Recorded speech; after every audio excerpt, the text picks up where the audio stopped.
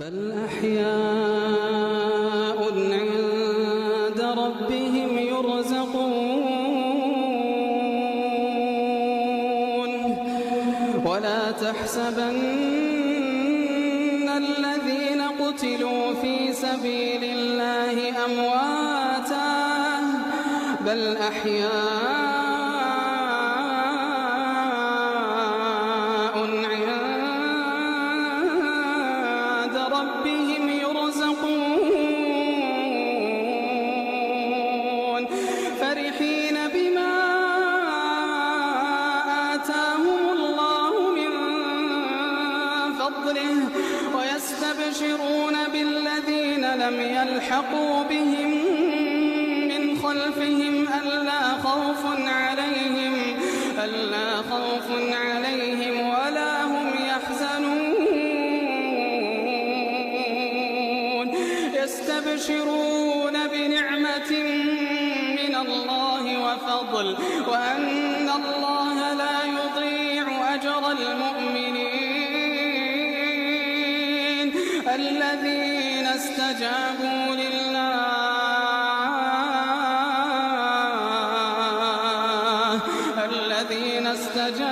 لله والرسول من بعد ما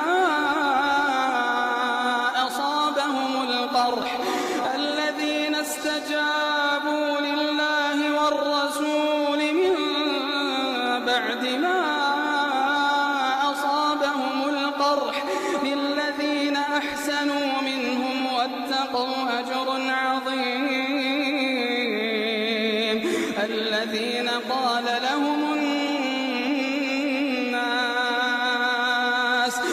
الذين قال لهم الناس إن الناس قد جمعوا لكم فاخشوهم فزادهم إيمانا